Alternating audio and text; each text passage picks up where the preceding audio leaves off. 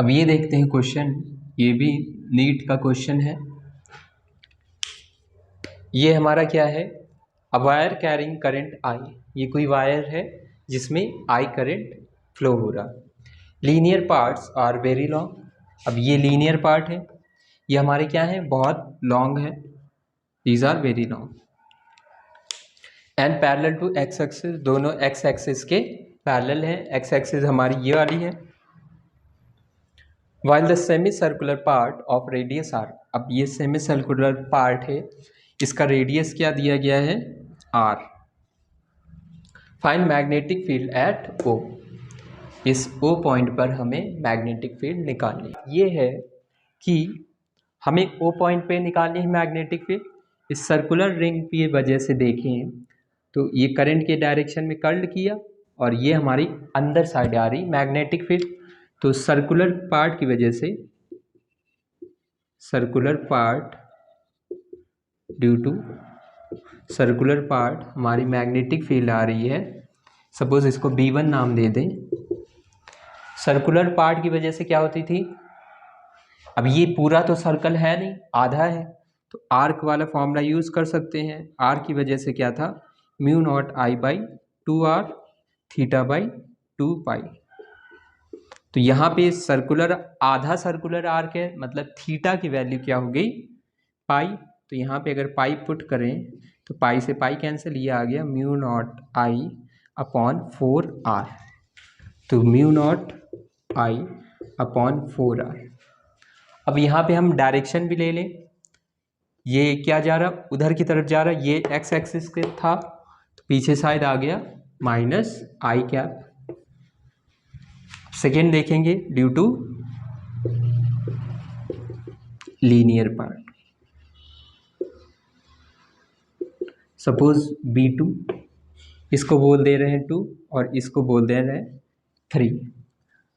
अब यहाँ पे अगर रखें तो इस वायर की वजह से क्या है, करंट हमारा ऐसे आ रहा, तो ये जा रहा O की तरफ, नीचे की तरफ आ रहा, मतलब निगेटिव Z में जा रहा। तो पहले तो इधर आ जाएगा माइनस के कैप।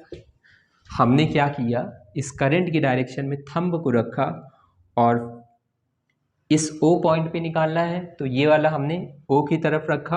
अब यहाँ पे दिख रहा मैग्नेटिक फील्ड नीचे की तरफ, नीचे की तरफ डायरेक्शन क्या है, माइनस Z वाली, तो Z हमारा होता है K कैप, यहाँ पे आ गया माइनस K कैप। अब इस वायर की वजह से क्या आएगा, अब ये वायर कैसा है, ये वायर यहाँ पे तो फाइनाइट है क्योंकि यहाँ पे आर्क बन रहा, तो ये वायर है सेमी इनफाइनाइट।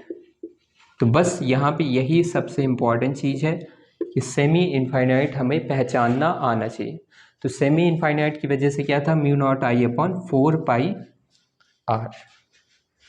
ये भी क्या है, सेमी इनफाइनाइट वायर, इसकी वजह से भी नीचे की तरफ आ रही।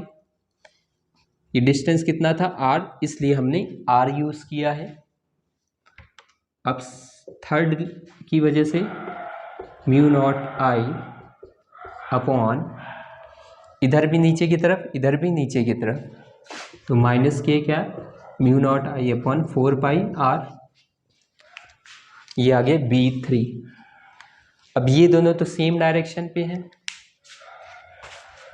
तो इस O पॉइंट पे हमारी मैग्नेटिक फील्ड आ गई।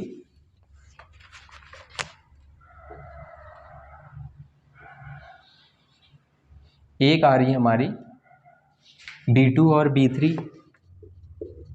एक ही डायरेक्शन पे, और एक आ रही हमारी X डायरेक्शन पे, एक आ रही Z डायरेक्शन पे। X डायरेक्शन पे आ रही थी B1, तो यहाँ पे हमें दोनों के बीच में एंगल कितना दिख रहा, 90 डिग्री का। तो B नेट क्या आ जाएगा हमारा, इनका vector sum, simply B net आ गया B1 बार प्लस B2 प्लस B3 बार। तो यहाँ पे देखें, ये है हमारा mu naught I upon 4r minus i cap, plus इन दोनों को अगर यहीं पे ऐड कर दें तो दोनों होके क्या हो गया, mu naught I 2 times of mu naught I upon 4 pi R minus K cap.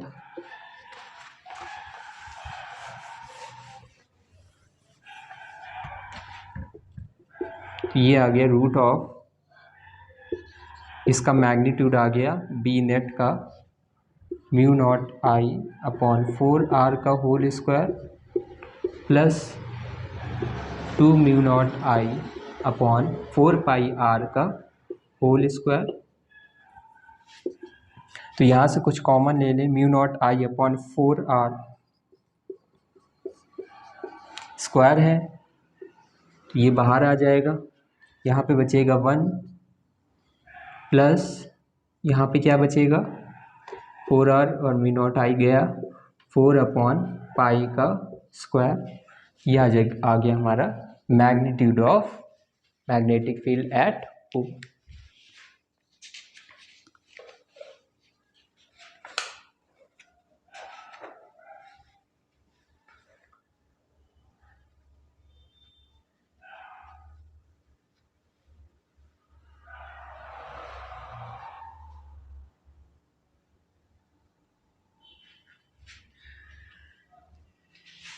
अब यहाँ पे आंसर दूसरे टाइप में दिया गया है, तो यहाँ पे अगर ऑप्शन में इसको हम ऐसे भी लिख सकते हैं, अगर मैग्नीट्यूड पूछा जाता तो हमारा ये आंसर, इसको हम यहाँ से क्या ले सकते हैं और भी कॉमन ले सकते हैं mu naught I upon 4 pi r। अब क्योंकि ऑप्शन के फॉर्म में अरेंज करना था तो उस हिसाब से हम ले सकते हैं, तो यहाँ पे ऑप्शन तो हमें पता नहीं था तो यहाँ पे हम ऑप्शन को देख के बता देते हैं। तो minus mu naught I upon 4 pi r हमने कॉमन लिया, यहाँ पे बच गया पाई आई क्या प्लस माइनस कॉमन लिया है तो यहाँ पे बचेगा 2, ये पूरा बाहर आ चुका है तो पाई आई कैप प्लस 2 के कैप, यही हमारा होगा आंसर। तो इस फॉर्म में आंसर गिवन था, ये आ गया हमारा आंसर। अब हम नेक्स्ट क्वेश्चन देखेंगे।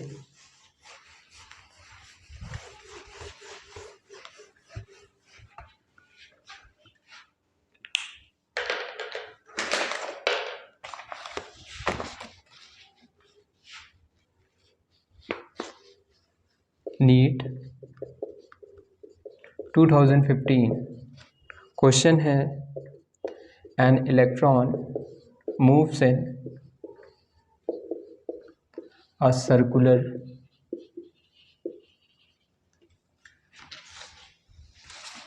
orbit of radius r makes n rotations per second. The magnetic field produced at the center has magnitude। तो इस क्वेश्चन को करते हैं, an electron moves in a circular orbit. Suppose ये इलेक्ट्रॉन है हमारा, ये सर्कुलर ऑर्बिट में मूव कर रहा, हमारा मूव कर रहा सर्कुलर ऑर्बिट में।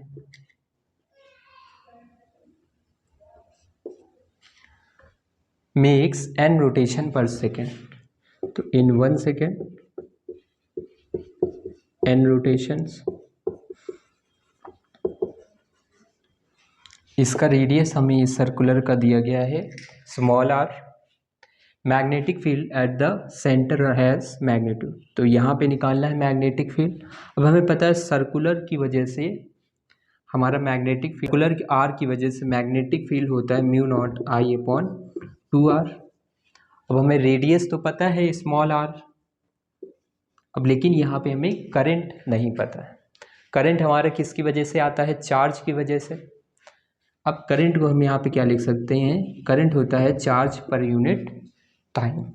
चार्ज हमारा यहाँ पे है इलेक्ट्रॉन, अब यहाँ पे हमें टाइम बताना है। तो यहाँ पे टाइम क्या ले लें, क्योंकि ये सर्कुलर रिवॉल्यूशन है, यहाँ पे टाइम पीरियड निकाल लें। तो इन 1 सेकेंड n रोटेशन, तो 1 रोटेशन लगेगा 1/n सेकेंड। तो एक रोटेशन कंप्लीट करने में जितना टाइम लगता है उसी को हम टाइम पीरियड बोलते हैं। तो यहाँ पे आ गया E/, तो t की वैल्यू आ गई 1/n, t आ गया 1/n, ये हो गया I = NE।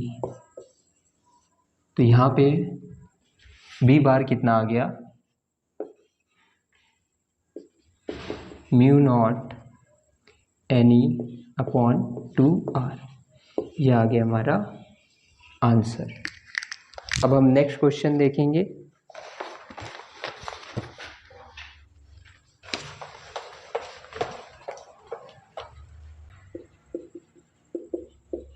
Wires AOB and COD are placed at right angle to each other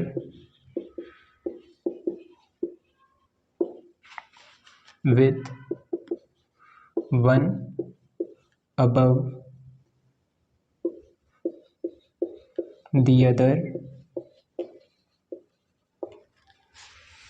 such that O is their common point. The wires carry I1 and I2 currents. Point P is lying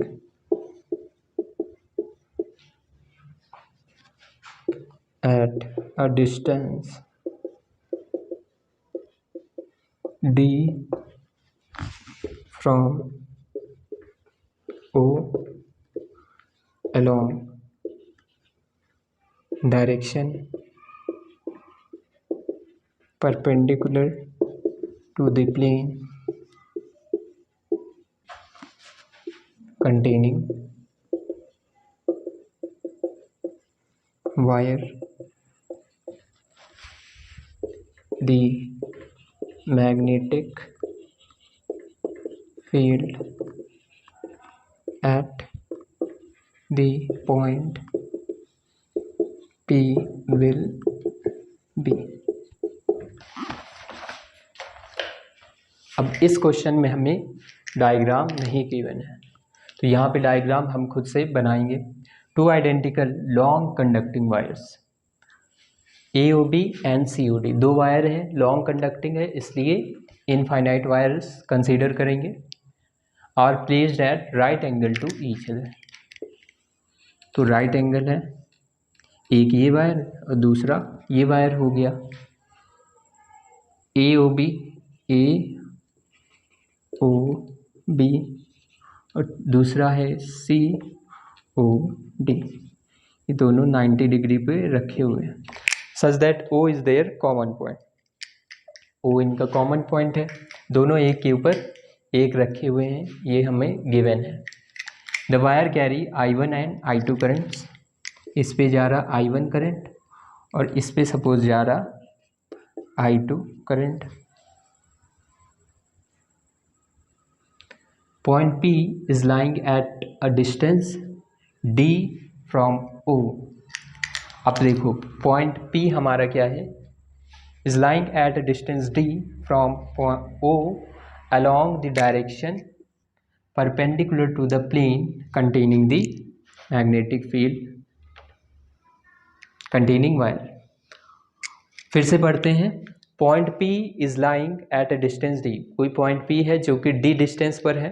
अब D distance हमारा कहाँ पे है, at D distance from O along the direction perpendicular to the plane, ये plane है, इसके perpendicular, ये आया बाहर साइड, ठीक, मतलब इस z एक्सिस, अगर ये हमारा x एक्सिस था, ये y एक्सिस था, तो z एक्सिस में हमारा कोई पॉइंट है, क्योंकि वही आएगा उस प्लेन के परपेंडिकुलर। तो ये पॉइंट है d डिस्टेंस पर। तो magnetic field at the point P will be, ये पॉइंट P है, इस पॉइंट P पर हमें मैग्नेटिक फील्ड निकालना है। ठीक है, थंब हमारा नीचे की तरफ और ये आ रहा P के उस डायरेक्शन में। COD को अगर देखें तो थंब हमारा नीचे की तरफ और ये किधर आ रहा, उस -x की तरफ, इधर साइड आ रहा। तो हमने इसको x कंसीडर किया है ताकि आसान हो जाए। तो B1 आ रहा हमारा, ये आ रहा COD की वजह से, और ये आ रहा निगेटिव x की तरफ, तो -i कैप, और इनफाइनाइट वायर की वजह से होता था μ0I/2πr। अब देखेंगे AOB की वजह से, AOB हमारा ऐसा है, तो ये पॉइंट हमारा P इधर की तरफ है, तो हमने पॉइंट P की तरफ ये अपनी फिंगर्स रखी और ये पाम ऊपर की तरफ आ रहा, मतलब पॉजिटिव y की तरफ आ रहा। तो AOB की वजह से आ रहा B2 μ0I/2πr, ये आ रहा हमारा J कैप की तरफ। अब हम निकाल सकते हैं मैग्नेटिक फील्ड एट P। तो मैग्नेटिक फील्ड एट P हमारा क्या आ गया, इनका रिजल्टेंट। इसमें एक में करंट I1 जा रही थी, तो I1 आ जाएगा I1/D। दूसरे में करंट जा रही थी I2, ये आ जाएगा I2/D। तो B एट O हमारा आएगा B1 बार प्लस ये पॉइंट P था हमारा, प्लस B2 बार। तो मैग्नीट्यूड की अगर बात करें तो √B1 square plus B2 square. तो μ0 और 2πd हमारा कॉमन है, तो ये तो बाहर आ जाएगा और अंदर बचेगा √I1 square plus I2 square. ये आ गया हमारा आंसर।